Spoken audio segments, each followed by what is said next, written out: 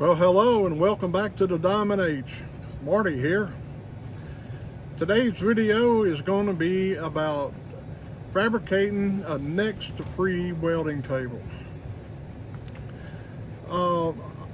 Recently I ordered a stump grinder from MechMaxx, and that thing was very well packaged when it arrived, very well protected by a steel cage. That cage is made out of 1/8 inch angle iron, 2-inch angle iron, I believe. I haven't actually measured it, but it was bolted in two parts, a top and a bottom. It had a very well made bottom portion, also built out of angle iron, but it had some cross braces. I have intentions for that dude too. It's perfect for my 58-gallon diesel transfer tank to sit on top of. So that's going to be another video. But today's video is about fabricating the remnants of that cage into a welding table, an outdoor welding table. So the way it was bolted on, of course, had all four corners were bolted on. And as I was setting that thing to the side, I decided, man, this thing would make an excellent welding table outside and cost me next to nothing. I mean, I've already spent $2,000 on a stump grinder that came in this cage. Why not utilize this angle iron cage? So that's what we're doing today. Now, the first sequence of events is cutting. I did buy a 4-foot section of 2-inch, 1/8 inch thick, 2-inch angle, because as is, from the bottom to the top of this cage, if you will, is 27.5 inches. And I want it to be as tall as my regular welding table, which is 36 inches to the very top after I added casters. You can go back and watch that video. I added casters to my Harbor Freight welding table. That made it an even 36 inches to the very top.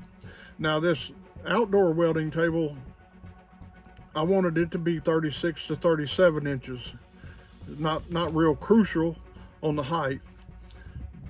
So I bought a 4-foot stick of 2 by angle 1/8 inch stick.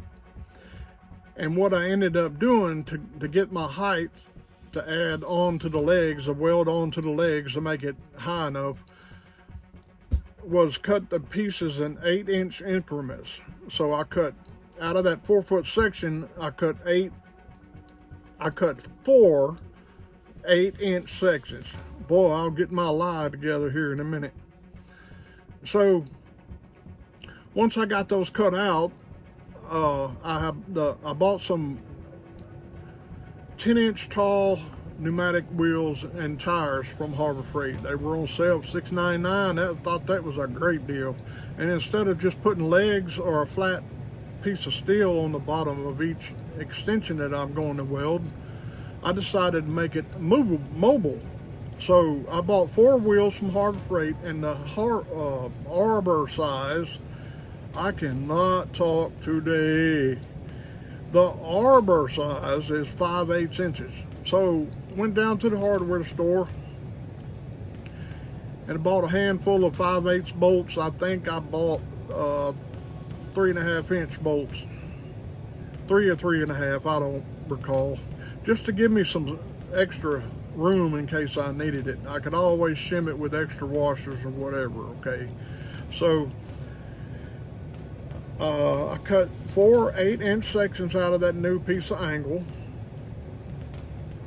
So I spent $13 on bolts, washers, and nuts, grade 5. I spent $22 plus tax on the 4-foot section of angle. So that's still really inexpensive for a welding table. So what we're going to do first is cut those 8-inch sections out. I want video the whole thing, you'll get the idea. And then the second sequence of events, I took a magnet, a welding magnet helper, and stuck it up against there, put my bolt head flat out on the outside of the angle, and then I welded the bolt to the angle, as you'll see. Once I got the bolts all welded on at the correct angle on each corner, because they're not all the same, right? This corner and the caddy corner is going to be opposite than this corner and that corner, because you want all the bolts sticking out on each side like this with the wheels on the same side. So if you do it all the same, you're going to have one whoppy jaw this and one pointing that way, and that's not going to work. So I welded up 2 and 2, and they're just mirror images of each other, really.